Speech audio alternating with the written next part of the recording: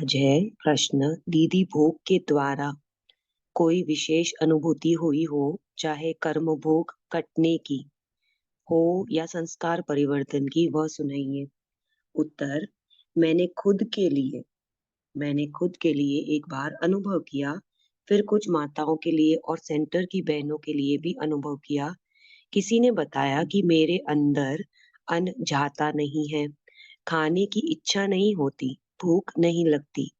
इस बारे में बाबा से मीठी मीठी रो रेहान की तो मुझे आया कि इन्होंने अन्न देते समय किसी को तकलीफ दी है किसी जन्म में। देखो, बाबा कह रहे ऐसा भी होता है, अन्न देते समय किसी को तकलीफ दी है किसी जन्म में। देते समय होता है ये, अभी याद नहीं है। मैंने उनको कहा, हाँ, और मैंने खुद के लिए भी किया। आप बाबा के कमरे में बैठो और बाबा को बोलो, बाबा मेरे अंदर अन्न नहीं जा रहा है, भूख नहीं लग रही है। हो सकता है मैंने किसी अन्य जन्म में या इस जन्म में किसी आत्मा को खाने पीने के लिए तकलीफ दी होगी, तो बाबा मुझे क्षमा कर देना।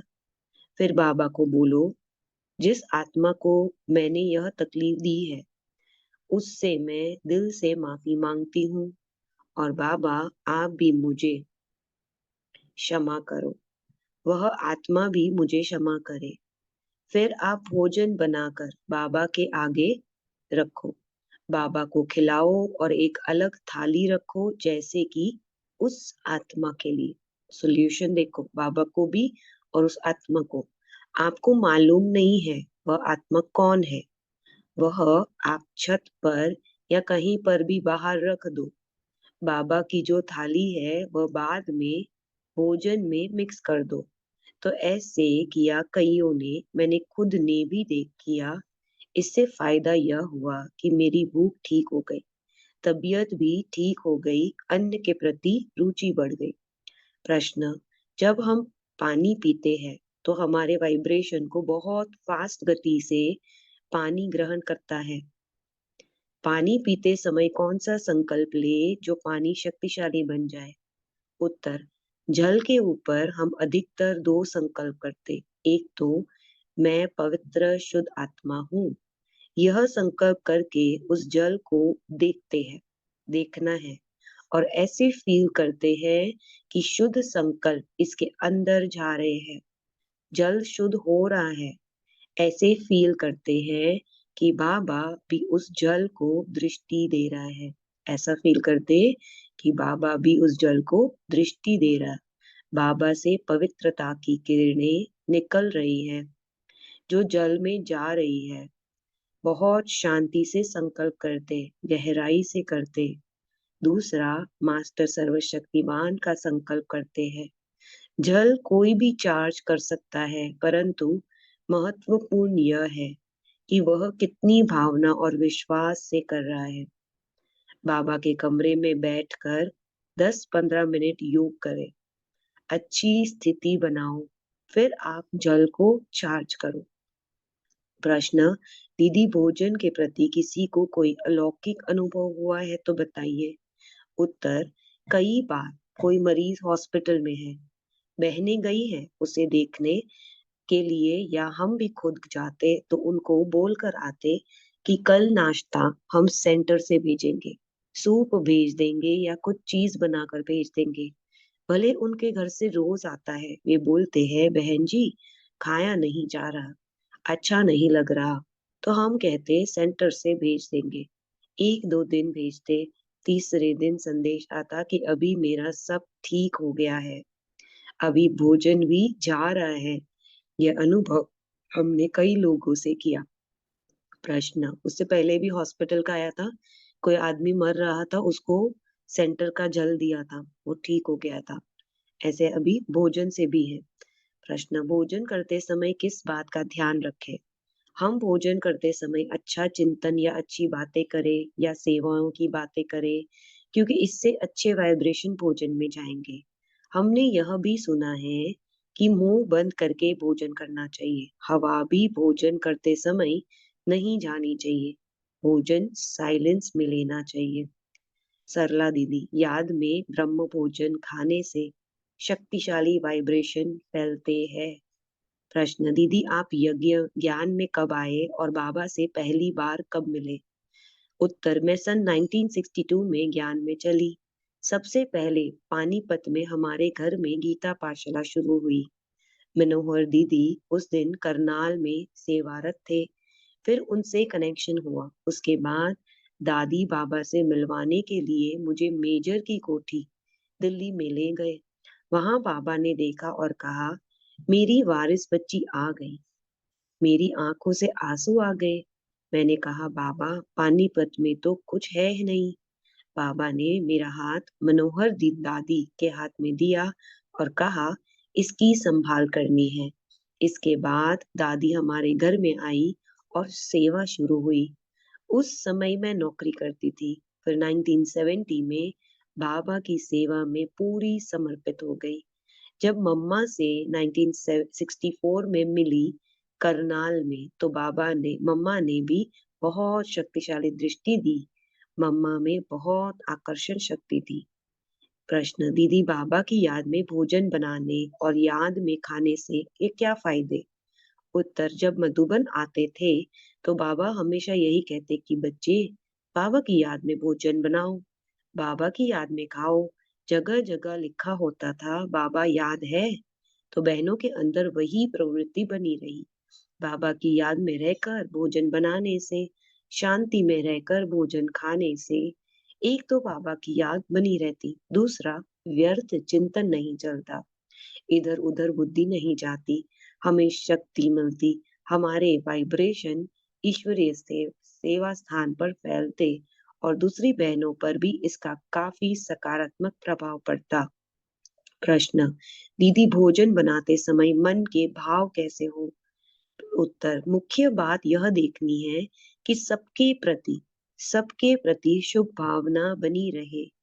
हर एक बाबा का बच्चा इस भोजन को खाकर शक्तिशाली बने, ऐसी भावना रखकर बहुत प्यार से बाबा की याद में बनाना, बाबा को स्वीकार कराना, उसके बाद क्लास के भाई बहनों को खिलाना। प्रश्न, दीदी मनोहर दीदी से आपने बहुत पालना ली, उन्होंने भोजन के प्रति कोई खास बात सुनाई हो वह बताइए। उत्तर, मनोहर दीदी तो कई बार नाश्ते में अपने हाथों से छोटे छोटे फुलके बनाकर हमको खिलाती थी। मैं कहती थी, दादी मैं बनाती हूँ। दादी कहती थी, नहीं, आज मैं आपको खिलाऊंगी। कभी पिकनिक कराते, कभी रात को सब इकट्ठे बैठकर भोजन करते।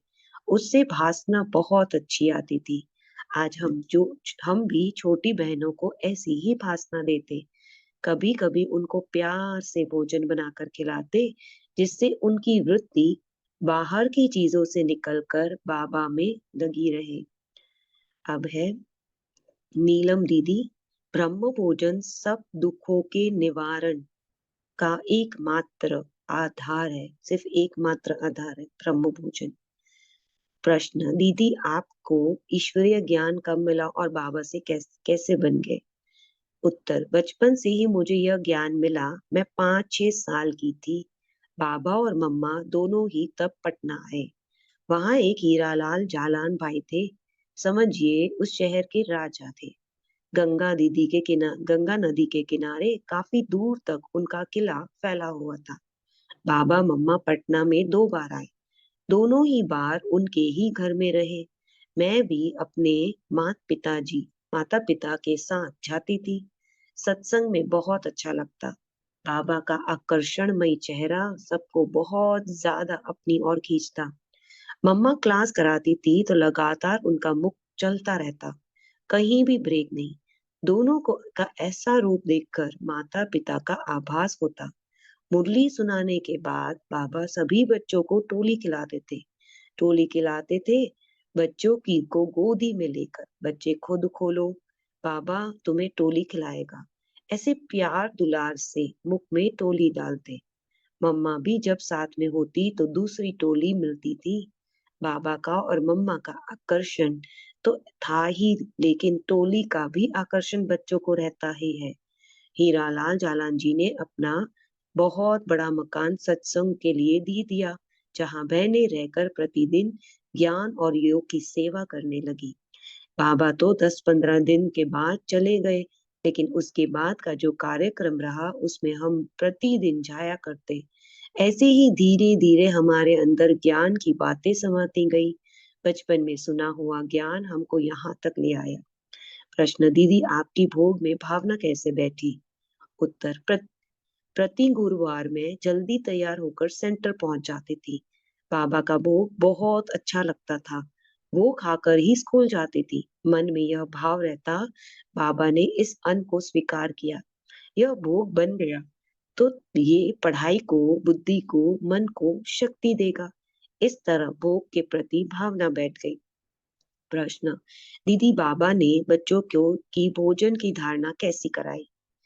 उत्तर, डेली लाइफ में जो अ- अखाद्य खाते हैं उसका अभ्यास छुड़ाने के लिए बाबा आटा गूंदकर उसे पानी में डाल करके फेंट करके फिर लास्ट में जो रबर जैसा निकलता था उसकी सब्जी बनाकर बच्चों को खिलाता था।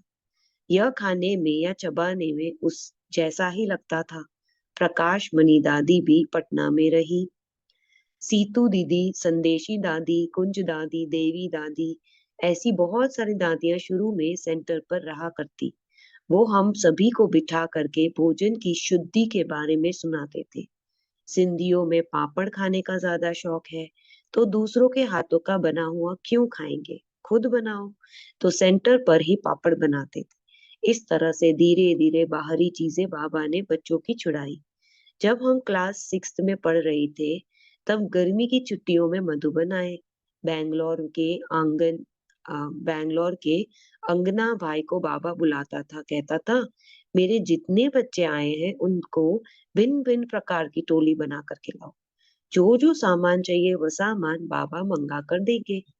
वे भाई डेली नई नई टोली बनाते थे। बाबा क्लास के बाद सभी बच्चों को खिलाते थे। इस प्रकार हमें पता भी नहीं पड़ा कि हमारा खान पान कैसे बदल गया। प्रश्न, दीदी भोग बनाना होता, भोग लगाना होता तो उसके लिए क्या श्रीमत होती? उत्तर, बाबा का भोग जो बनाएगा वह साफ ड्रेस पहनेगा। ऐसे नहीं कल की पहनी हुई ड्रेस साफ है आज भी वही पहन ले, नहीं, बिल्कुल साफ कपड़ा स्नान करके पहनेंगे। और उस समय बिंदी लगाने का प्रचलन था। आत्मा की स्मृति में लाल टीका लगाते थे और बाल खुले रहते थे, चोटी नहीं करते थे। किसी ने भोग बनाया, किसी ने थाली सजाई। थाली सजाने वाले के मन में भी भावना रहे कि बाबा को हमें अर्पण करना, तो यह थाली साफ होनी चाहिए, ये डिब्बा साफ सुथरा होना चाहिए। स्वच्छता का पूरा ही ध्यान रखा जाता था। भोग ही सब दुखों का निवारण करने का एकमात्र आधार। ऐसा सोच करके ही बाबा के डायरेक्शन अनुसार भोग बनाते और लगाते थे। प्रश्न, भोग बांटते समय क्या सावधानी रखनी है? उत्तर, सभी को फिर दृष्टि देकर भोग दिया जाता। अमृत लेते समय भी भ्रुकुटी में आत्मा को देखना। जैसे ही दादियां बहनें थाली में भोग लगा करके आती थी, सब एक एक कर खड़े हो उठ कर के दृष्टि लेकर भोग देते थे। प्रश्न, दीदी और क्या कोई रहस्य है भोग के बारे में? उत्तर, भोग में एक विशेषता और हमने देखी। उस समय संदेशी के तन में भी बाबा आ जाते। संदेशी की आंख बंद रहती थी। आंखें बंद होते भी वह ताली पर से रुमाल उठाती। बाबा उसके माध्यम से प्लेट या छुरी लाने का इशारा करता। फिर बहनें लेकर के आती और बाबा खुद संदेशी के हाथों से थाली में रखे फलों को काटता था। फिर एक एक पीस प्लेट में अच्छी तरह से सजाकर जिसने भोग लगवाया उस बच्ची को इशारे से बुलाकर टेबल के सामने बिठाता। बाबा उस भोग का विशेष और दृष्टि देकर उस बच्चे को पकड़ता। फिर एक एक पीस अगर युगल है तो दोनों को खिलाता। इस प्रकार हम सबको मन में भोग का महत्व इतना आ जाता कि बाबा स्वयं स्वीकार करता है। ये बहुत बड़ी भावना मन में पैदा हो गई। इस कारण शुरू शुरू में जो पैसा स्कूल जाने समय मिलता था उसको बचा करके हम गोलक में जमा करते थे। फिर सेंटर पर ले जाते, दादियों को कहते इसको भी आप फोड़ो। अगले गुरुवार का भोग हमारी तरफ से। बाबा माता पिता तो लगवाते ही थे। एक दो बार बाबा ने मुझे भी प्लेट पकड़ाई। माता पिताजी को नहीं बुलाया। वो भी बैठे थे लेकिन सिर्फ मुझे ही बुलाया और प्लेट में सारा सजा कर दे दिया। तो मन में भोग के प्रति बहुत श्रद्धा उत्पन्न हो गई। थोड़े से भोग को स्वीकार भी अपने में शक्ति का अनुभव होता। प्रश्न, दीदी ब्रह्म भोजन खाकर किसी का जीवन परिवर्तित हुआ हो? उत्तर, पहले मेरे स्वभाव में बहुत नाजुकपना था, क्योंकि घर में मैं बहुत बड़ी लड़की थी, सबकी लाडली थी। तीन भाइयों का परिवार, सभी एक साथ रहते, सभी मुझे चाहते थे। घर में कई बार ऐसा होता कि तुम ये मिठाई खाओ तो हम खाएंगे। उस प्यार के माहौल से निकल के ब्रह्म भोजन के लिए पहुंच जाना बहुत बड़ी बात होती थी मेरे लिए। बाबा का भोग और बाबा का ब्रह्म भोजन खाते खाते धीरे धीरे मनोबल आता गया। सहन करने की शक्ति बहुत आ गई। ब्रह्म भोजन खाते थे तो अनुभव करते कि शरीर की व्याधि जैसे कि दूर हो गई और बाबा के प्रति अपने आप लगन लग जाती। मेरी एक फ्रेंड थी, उसको कभी कभी मूर्छा आ जाती, सिर चकराता और वह गिर जाती। मैंने कहा, कुएं के पास यदि गिर जाओगी या चूल्हे के पास गिर जाओगी तो बहुत असुविधा होगी। चलो आज हम सभी ब्रह्म भोजन खाएंगे। इसलिए हम लोग सेंटर पर गए। मेरे मुख से तो निकल गया, लेकिन वहां सचमुच में ब्रह्म भोजन था। हम दोनों ने ब्रह्म भोजन खाया। भोजन खाने के बाद उसका मूर्छा आकर गिर जाना पूरा ही ठीक हो गया। यह ब्रह्म भोजन का ही कमाल है। प्रश्न, दीदी जब आप अपने हाथों से भोग बनाते हो तो क्या अनुभव करते? उत्तर, भोग बनाते समय हमको महसूस होता जैसे कि मैं बच्चों के लिए भोजन बना रही हूँ। मन में एक माँ की भावना आ जाती, वात्सल्य प्रेम की भावना आ जाती। भोजन शिव बच्चा स्वीकार करेगा तो मैं आत्मा माँ रूप से उस दृश्य को देखकर कितना ना खुश हो जाऊं। प्रश्न, दीदी भोग लगाने का तरीका क्या? उत्तर, कई बार भोग लगाते समय ऐसा लगता जैसे दो नेत्रों से दो किरणें आ रही है और थाली के ऊपर पड़ रही। तब बहुत खुशी होती कि आज बाबा ने इस भोजन के अंदर बहुत प्रकाश भर दी है। भोग लगाने के लिए बस तरीका यही है कि हम बाबा को संपूर्ण रीति से समर्पण कर दे। ऐसा भोग एक दवाई का काम करता है। प्रश्न, दीदी क्या भोग में वैरायटी का महत्व है? उत्तर, वैरायटी तो जरूर होनी चाहिए, क्योंकि बाबा तो हमारा अतिथि है, भगवान है, और भगवान को तो हम भिन्न भिन्न प्रकार से रिझाएंगे, रिझाना हमारा काम है। प्रश्न, दीदी लाचारी हालत जैसे बीमारी है या कोई परिस्थिति आ गई तो क्या ऐसे से में छुट्टी है कि हम बाहर का खाएं? क्या इससे कोई सूक्ष्म हानि हमारे शरीर को होती? मानसिक विचारों में कुछ परिवर्तन आता है? अगर हम अकेले हैं, बेबस है, लाचार है, तो जो धारणा युक्त है उनको खबर करेंगे। नहीं तो सेवा साथी बाहर सेवा केंद्रों पर उनको बुलाकर उनको पूरी हेल्प ले सकते हैं। कई तरीके निकल सकते हैं जिससे हम अपनी धारणा को बनाए रख सकते। किसी अन्य व्यक्ति का भोजन खाना लाचारी हालत में भी ठीक नहीं है। अब है कमलेश दीदी, पानी भी शिव बाबा की याद में पियो। दीदी अभी यज्ञ में मिनरल वाटर कॉमन हो गया, इसके प्रति आप क्या बोलेंगे? उत्तर, देखिए यह पानी जो नेचुरल आ रहा है उसमें बहुत अशुद्धियां हो गई। कहीं भी जाते प्रदूषण तो है ही, अस्वच्छता भी बहुत है। तो स्वास्थ्य के हिसाब से मिनरल पानी लेना पड़ता, लेकिन वह बाबा की याद में। तभी तो बाबा और दादियों ने हमको सिखाया, पानी भी पियो तो बाबा की याद करके पियो। प्रश्न, बाबा ने ब्रह्मचर्य के साथ साथ अन्न शुद्धि की धारणा के बारे में बताया है, इसके लिए आपका क्या संदेश है? उत्तर, मेरा यह कहना है कि आधुनिक जीवन शैली में अन्न शुद्धि अत्यंत जरूरी है और यह बहुत लाभदायक है।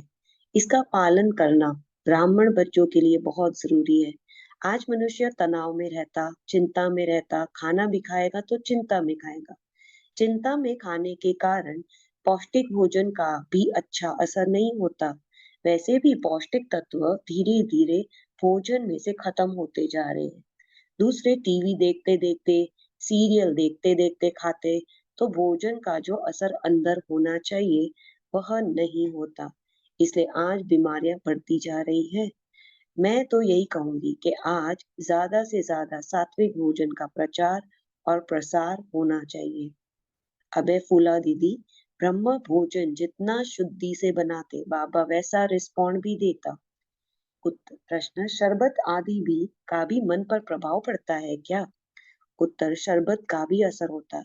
एक डॉक्टर बहुत ही धार्मिक विचार का था, उसकी धारणा भी बहुत अच्छी थी, उसकी भावना बहुत शुद्ध थी, कभी पिक्चर भी नहीं देखता था। एक बार वो कहीं जरूरी काम से जा रहा था, रास्ते में उसको प्यास लगी तो ठेले वाले से शरबत लेकर पी लिया। शरबत पीते ही वह पिक्चर हॉल में चला गया। जब शो खत्म हुआ तो सोचा, यहाँ कैसे चला आया? मैं तो जरूरी काम से जा रहा था और तो कुछ नहीं, शरबत जरूर पिया था। फिर शरबत वाले ठेले के पास आया और पूछा, तुमने इसमें क्या क्या डाला? उसने कहा, मैंने ये डाला। डॉक्टर ने तब चारों तरफ ठेले को देखा, उसमें एक्टर्स की फोटो लगी थी। उन एक्टरों के फोटो का वाइब्रेशन शरबत में चला गया, इसलिए वह पिक्चर हॉल में चला गया।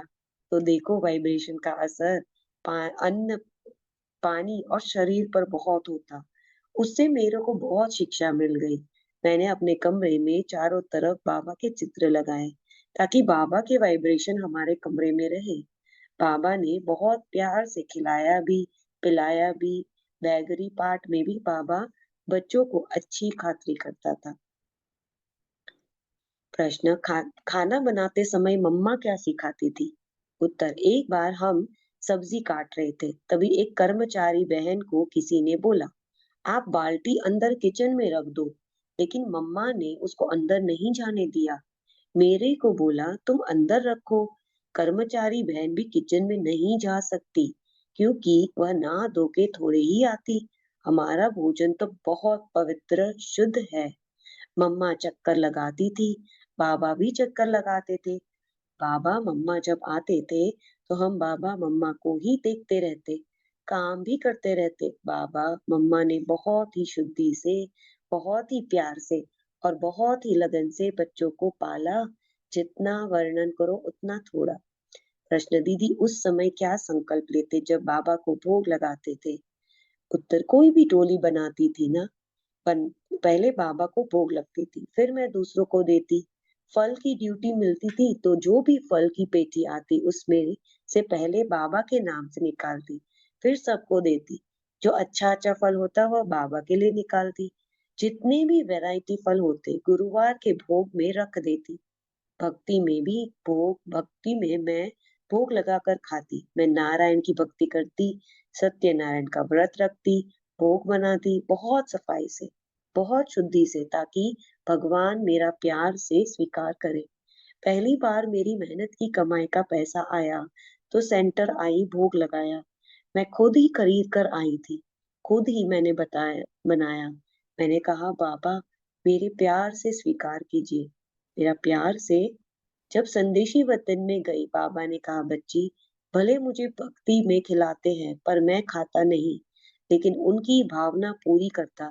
ऐसा पवित्र भोजन मुझे आज मिला। जितनी शुद्धि से और प्यार से खिलाते हैं ना, बाबा रिस्पॉन्ड भी वैसा ही देता। प्रश्न, भोग के बारे में कोई और बात सुनाइए। उत्तर, मैं रोज का भोग बाबा को त्याग लगाती, प्यार से लगाती। मैंने दादी को एक दिन बोला, दीदी हमको बाबा के लिए नए बर्तन चाहिए। दीदी ने कहा, या यही ठीक है ना। जब शिव जयंती आई तब हमने दीदी को फिर बोला, आज हमको नए बर्तनों में बाबा को भोग लगाना है, आप हमको नए बर्तन दो। दीदी ने कहा, तुम ऐसे दिन में मांग तुम ऐसे दिन में मांगे हैं, मैं ना नहीं कर सकती हूँ। मेरे को दीदी ने नए बर्तन दे दिए, फिर मैंने नए बर्तनों में ही बाबा का भोग लगाया। अब है मीनाक्षी दीदी। ब्रह्म भोजन स्वीकार करते बाबा को पदम पदम शुक्रिया करती हूँ।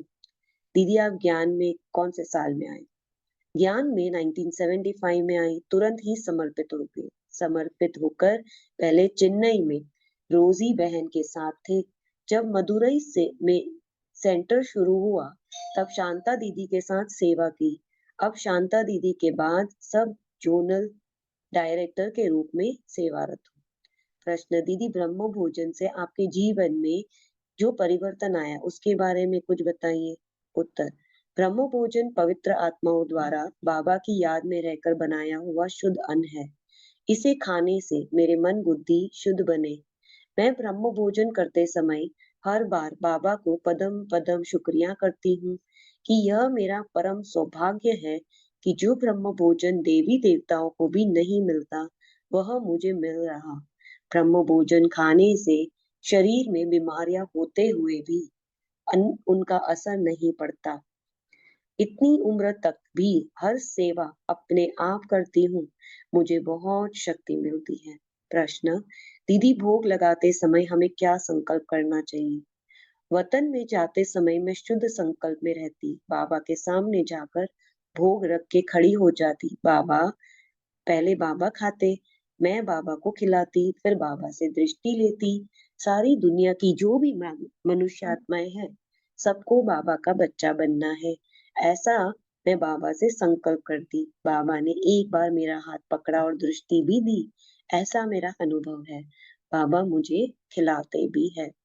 प्रश्न, भोग खाने से किसी की कोई बीमारी ठीक हो गई हो या भोग खाने से संबंध में परिवर्तन आया हो।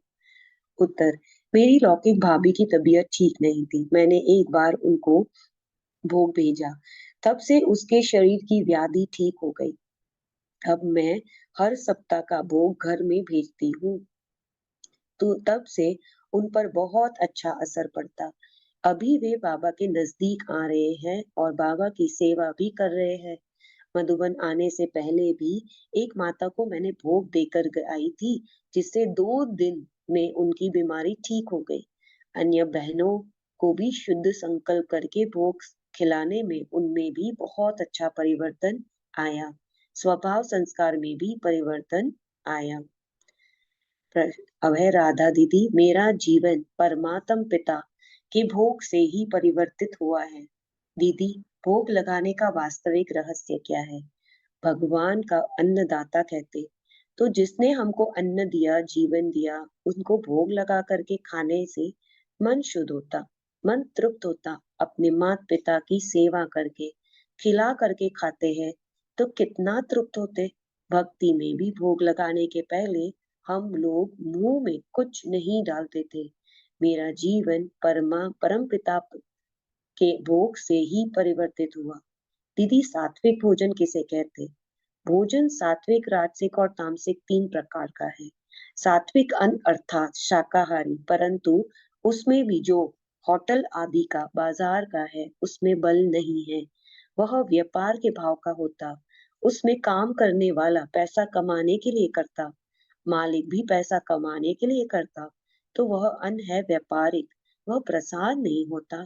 घर में माँ हमको दलिया भी खिलाएगी तो मातृत्व भावना और प्यार रख करके खिलाती, उस अन्न का हमारे मन और तन पर अच्छा असर पड़ता। सात्विक भोजन ज्ञान युक्त रीति से बना होता, उसका भगवान शिव को भोग लगता। अन्न की शुद्धि रखना ईश्वरीय ज्ञान की पहली धारणा है। लीला दीदी, दान में मिला हुआ कणा दाना व्यर्थ न होने पाए। प्रश्न, दीदी शिव बाबा से या दादियों से भोजन के प्रति क्या शिक्षाएं मिलती। शुरू में जब मैं मधुबन आती थी या सेंटर पर जाती थी तो बताते थे कि बाबा की याद में भोजन खाना है, मौन में रहकर भोजन बनाना।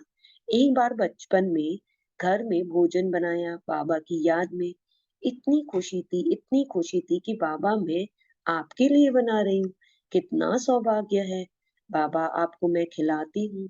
एक भाई ने तब बताया, बहन जी आज यह भोजन खा रहा हूँ, बहुत खुशी हो रही। मुझे उस समय यह अनुभव हुआ कि अन्न का प्रभाव मन के ऊपर तुरंत पड़ता है। हम निरंतर भगवान की याद में प्रसाद बनाते तो खाने वाले का मन बहुत शुद्ध हो जाता। यदि मन में सकारात्मक संकल्प रहेंगे, प्यार से सभी को बना करके खिलाएंगे तो घर में भी परिवर्तन हो जाएगा। हम प्रैक्टिकल देख रहे हैं कि बाबा का प्रसाद जो प्यार से बनाया जाता उसका प्रभाव सब पर पड़ता। प्रश्न, दीदी क्या ऐसी कुछ बातें जो भोजन के प्रति जिनसे सूक्ष्म हिसाब किताब बनता? उत्तर, हम किसी का अन्न खाते उसका ऋण जरूर चढ़ता, इसीलिए हमारा ऐसा विचार है कि जिसका हम अन्न खाते उसकी सेवा जरूर करें, चाहे मन से करे, चाहे तन से करे, चाहे वाचा से या शुभ भावना से करे। प्रश्न, दीदी क्या दान में मिली हुई चीज का ऋण ज्यादा रहता? भंडारे में बहुत सारी आत्माओं ने भावनाओं से जो दिया वह हम खा रहे हैं, तो फिर हम किस प्रकार का पुरुषार्थ करें कि हमारा हिसाब ना बने? उत्तर, इसमें दो प्रकार का हिसाब बनता। यदि हम आराम से बैठकर खाएंगे, सेवा नहीं करेंगे, तो हिसाब किताब जरूर बनता। उनके साथ हमारा जन्म जन्म का भी हिसाब किताब बन जाता। हम निमित्त हैं, भगवान ने उनको उनके द्वारा सेवा कराई, तो उनको उसको व्यर्थ नहीं गवाएंगे। अगर हम उनके उनके द्वारा सेवा में दिया हुआ, दान में दिया हुआ व्यर्थ करेंगे, व्यर्थ की रीति से खर्चा करेंगे, तो जरूर हिसाब किताब बन जाएगा, जो किसी न किसी जन्म में चुकाना ही पड़ेगा। प्रश्न, विस्तार में बताएं कि 2 घंटे भी खाना बनाते समय लगे तो चिंतन मंथन क्या करें? उत्तर, पहले हम बाबा का आह्वान करते हैं कि बाबा आप आइए, ये आपका भंडारा है, सब कुछ आप ही संभालेंगे। बाबा हम साथ साथ भोजन बनाएंगे। इस प्रकार के संकल्पों से बाबा साथ का अनुभव कराता। फिर चाहे कितने भी घंटे लगे, बाबा का ऐसा आह्वान करके भोजन बनाते हैं, तो भोजन बहुत स्वादिष्ट बनता। यह हमारा अनुभव है। जो खाने वाला है, उनको भी बाबा याद रहता और सारा कार्य बहुत आसानी से हो जाता। जब बाबा सर्वशक्तिवान है, तो क्या प्रसाद में शक्ति नहीं भर सकता? बहुत शक्ति भर जाती। थोड़ा सा खाने से भी सभी को तृप्ति मिल जाती। अब है प्रणीता दीदी, हिंसा बंद हो तो घर में शांति आएगी। दीदी नेपाल का कल्चर बहुत ही अलग है, वहां पर बलि प्रथा, मंदिरों में भी मांसाहारी प्रसाद मिलता। जब आपको भोग लगाना होता, तो आप उन्हें कैसे समझाते और क्या संकल्प रखते? उत्तर, बलि प्रथा के कारण हर एक घर में खान पान बहुत अशुद्ध रहता।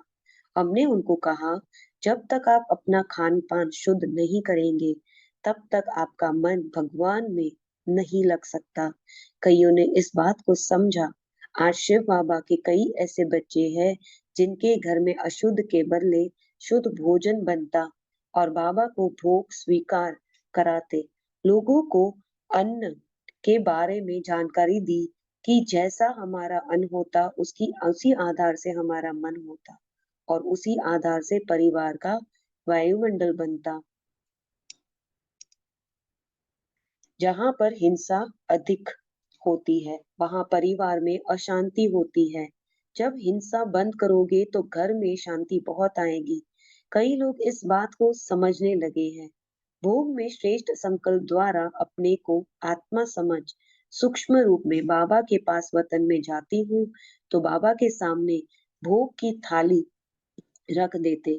बाबा पहले हमको दृष्टि देते, फिर ऐसा लगता बाबा कह रहे हमको खिलाओ, तो ऐसे ही सूक्ष्म में फिर अपने हाथों से बाबा को खिलाते।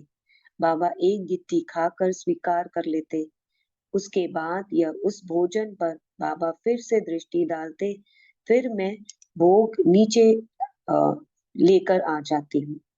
अब लास्ट है कुसुम बहन, भोग लगाते अशरीरी स्थिति का अनुभव होता।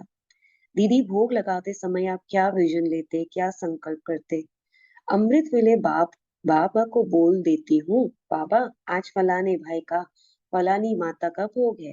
भोग लगाने जब बैठती हूँ, तब धीरे धीरे लगता बाबा ने मुझे खींचा। जिन आत्माओं ने भोग लगवाया, उनको बाबा विशेष करके इमर्ज करता, उनके अंदर शक्ति भरता। ऐसा अनुभव होता मेरा ध्यान का पाठ नहीं, लेकिन मुझे अनुभव होता अशरीरीपन का। प्रश्न, सतगुरुवार का भोग कई भाई बहन अपने घरों में ले जाते, भोग के द्वारा परिवर्तन हुआ हो वह सुनाइए। उत्तर, एक परिवार की माता थी, बाबा की बहुत अच्छी बच्ची। वह भोग लेकर गई, पति को दिया, पति ने उठाकर फेंक दिया। हमने उनको समझाया कि आप बुरा नहीं मानो, आप दुखी नहीं हो, उसके अंदर अभी बाबा का ज्ञान नहीं है। उसने आज फेंक दिया। एक दिन ऐसा आएगा कि वह मांग करके खाएगा। उसके ही दिन के बाद हमने कहा, आप पति कैसे किनारा नहीं करना। वो फिर भोग लेकर गई। इस बार उसने खा लिया। अब तो पति मांग करके भोग खाता है। यह परिवर्तन आया। अच्छा। ओम शांति।